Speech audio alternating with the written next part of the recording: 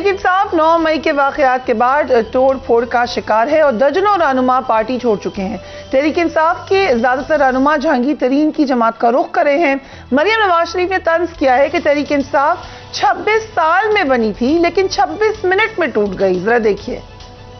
जो कहता था 26 साल की मेहनत करके मैंने जमात बनाई है, तो 26 मिनट के अंदर वो जमात जो है वो किरची किरची हो गई। जिसके जहाज में जमात बनी थी उसी के जहाज में वापस गई है ये जमात। मुस्लिम लीग नून को तोड़ने वाले की जमात का क्या हाल हुआ? आज इतनी सी जमात रह गई है कि एक चिंची में भी पूरी आ जाएगी। जमात का सदर भी कुछ खुद ही है, जमात का जनरल सेक्रेटरी भी खुद ही है, जमात का उम्मीदवार भी खुद है, जमात का वोटर भी खुद है। इंशाअल्लाह इसको वोट डालने भी अब कोई नहीं निकलेगा।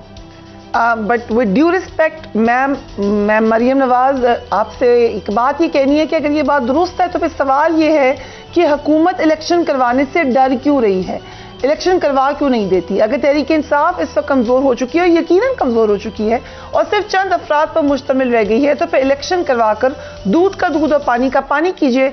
बार बार ये अफवाहें छोड़ी जाती हैं कि इलेक्शन वक्त पर नहीं होगा, बल्कि कोई इमरजेंसी या नजरिया ज़रूरत का सहारा लेकर इलेक्शन को मुलतवी कर दिया जाएगा। मरियम नवाज शरीफ खुद माजी में तराजू के पलड़े बराबर करके फिर इलेक्शन करवाने का दावा करती थी, तो अब तो जब वो खुद कह रही हैं कि चिंची रिक्शे में समा चुकी है पीटीआई, तो फिर पलड़े क्यों नहीं बराबर हो रहे? जरा देखिए। तराजू के दोनों पलड़े बराबर किए जाएंगे। नवाज शरीफ से होने वाली नाइंसाफियों का अजाला होगा। वो फितना खान घड़ी चोर, पहले उसको इंसाफ के कटहरे में खड़ा करेंगे फिर इलेक्शन होगा। तराजू है उसके दो पलड़े बराबर नहीं है, पहले तराजू के पलड़े बराबर करो फिर इलेक्शन कराओ। इलेक्शन होगा लेकिन पहले तराजू के दोनों पलड़े बराबर करो और इलेक्शन करवा दो। जब तक नवाज शरीफ के साथ इंसाफ नहीं होगा मुस्लिम लीग नून ऐसा इलेक्शन कभी नहीं चाहेगी। तराजू के दोनों पलड़े बराबर करो और सुबह इलेक्शन करा दो। पहले घड़ी चोर को कटहरे में खड़ा करो। 55 अरब रुपए अपनी जेब में डालने वाले को कटहरे में खड़ा करो, फिर इलेक्शन होगा। Major retire Khurram Hamid Rokhri sahab, thank you so much for being on the programme. आपको मुबारक हो आपकी नई जमात। आज जहांगीर साहब ने ऐलान किया कुछ ओहदेदारान के हवाले से सदर अलीम खान होंगे, आमिर कियानी सेक्रेटरी जनरल होंगे, ओन चौधरी तर्जमान और पेट्रन इन चीफ होंगे। आपके नाम कब तक हम देखेंगे? नहीं, मेरे ख्याल में आ गया हमारा। मुझे भी अभी किसी ने मैसेज किया कि तर्जमान पार्टी के 3 के 4 और हैं, somebody told me कि मेरा नाम भी है उसमें। लेकिन वो एक अलग चीज़ है, ये पार्टी की चलता रहेगा ये वाला सिलसिला। तो जी चलें, इसके ऊपर आपको उस प्रोग्राम में मुबारकबाद। अब हम ये समझें कि आपकी पार्टी काफ़ी जो भी सर्कमस्टेंसेस हुए जिस तरह भी बनी, मगर वो मदद करेगी मरियम नवाज जो पलड़े बराबर करना चाह रही थी, उसमें वो काफ़ी मददगार साबित होगी। Is this correct? नहीं, देखें, मरियम नवाज का इशारा पलड़े बराबर करने का जिस तरफ है उसी तरफ रखा जाए। साकिब निसार और उस तरफ ही जाना चाहिए। हमारी जो पार्टी है, हमारी पार्टी का वजूद एक नेचुरल वजूद है। पीटीआई का जो वोट है वो नून लीग को नहीं पड़ता, पीटीआई का वोट पीपीपी को नहीं पड़ता। पुरानी जो एक कन्वेंशनल पॉलिटिक्स थी उससे टूट कर लोग आए इस सिमत में, और पीटीआई को अकेले नहीं बनाई। ये तमाम वो लोग हैं जिन्होंने मेहनत करके पीटीआई को बनाया और लोगों को अपने साथ खड़ा किया। अब हम सबसे जो अहम चीज़ है जिसको हमने समझना है वो है 9 मई का जो वाक़या है उसको देखना कि 9 मई के बाद ने उस क्रिटिकल थ्रेशोल्ड जो है उसको ये कहें या ब्रिंक कहें, ने आके अपने तमाम साथियों वोटर्स समेत को अब मैं हूं तो हूं, अगर मैं नहीं हूं तो कुछ भी नहीं होगा। और 9 मई को आके उन्होंने जो काम किया उसकी आपकी तारीख में तो मिसाल नहीं मिलती। यानी हम कहते हैं फलाना मोड़ गुजरा, फलाना मोड़ गुजरा, लेकिन इतना खतरनाक अमल किसी पॉलिटिकल पार्टी से रवा ही नहीं है।